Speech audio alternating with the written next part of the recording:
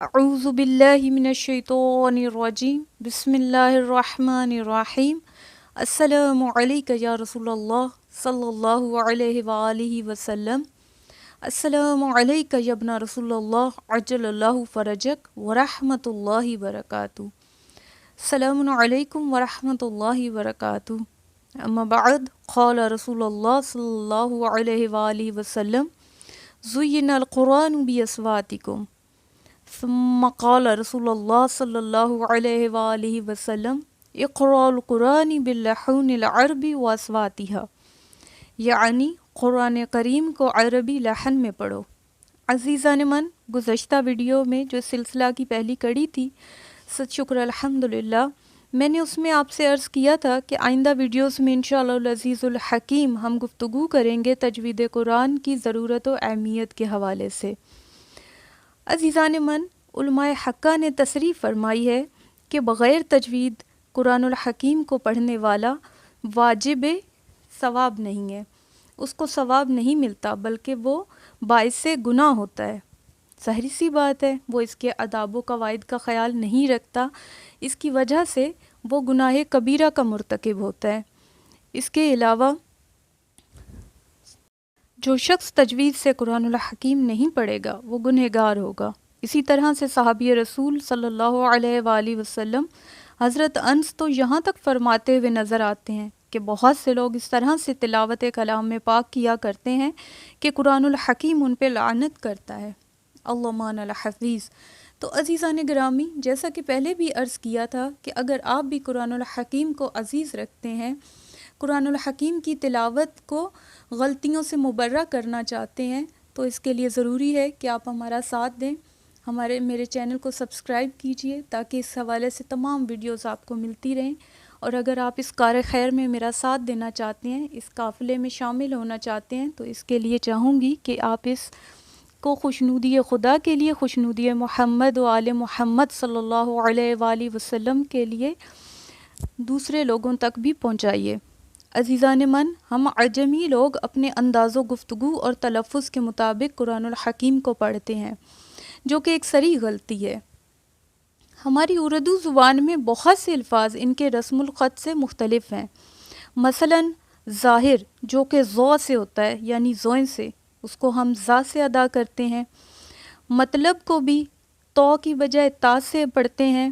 لکھنے میں درست ہے لیکن پڑھنے میں ادائیگی میں غلطی ہے، مگر اس میں کوئی حرج نہیں ہے. کیونکہ اس کی وجہ سے اس کو اس کا عیب نہیں سمجھا جاتا، اور نہ ہی معنی و مطالب تبدیل ہوتے ہیں. عزیزان من، کیونکہ ہم عجمی ہیں، ہم عربی نہیں ہیں، عرب لغت سے واقفیت حاصل نہیں رکھتے، اس وجہ سے قرآن الحکیم کے ساتھ بھی ہم اردو والا حال ہی کرتے ہیں. کس طرح سے؟ پہلے بھی آپ سے عرض کیا کہ اس کو اردو زبان کا عیب نہیں سمجھا جاتا جو ہم اس کے تلفظ میں غلطیاں کرتے ہیں، لیکن قرآن الحکیم میں بہت سے الفاظ ایسے ہیں جو کہ ہم آواز ہیں.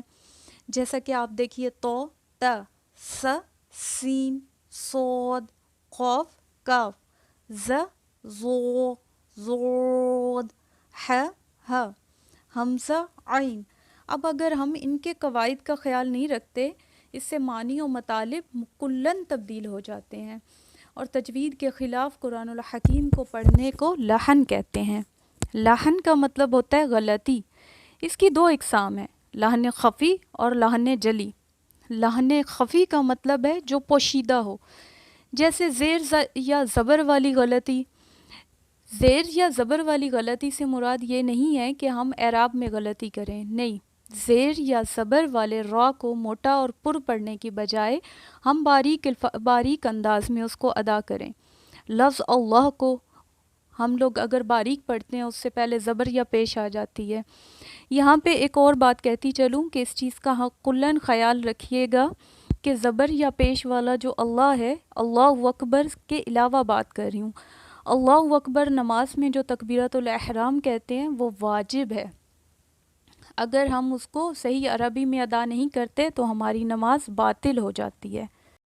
لحن جلی کی 10 اقسام ہیں. ایک حرف کو دوسرے سے بدل دینا، جیسے الحمدللہ کو الحمدللہ پڑھنا.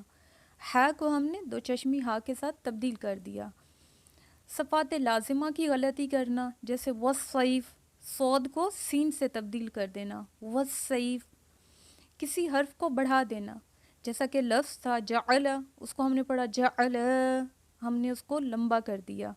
زیر اور زبر کی غلطیاں، مشدد و مجزوم حروف کی غلطیاں، غرض ویورس لحن جلی حرام ہے، اس سے قرآن مجید کے حروف میں کمی یا زیادتی پیدا ہو کر معنی جو ہے اس کو تبدیل اور غلط کر دیتی ہے۔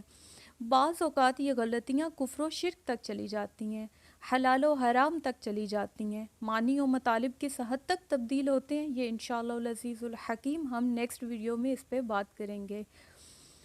اس کے لیے ضروری ہے کہ آپ چینل کو سبسکرائب کیجئے اور شیئر کیجئے تاکہ باقی لوگ بھی اس سلسلے سے مستفید ہو سکیں۔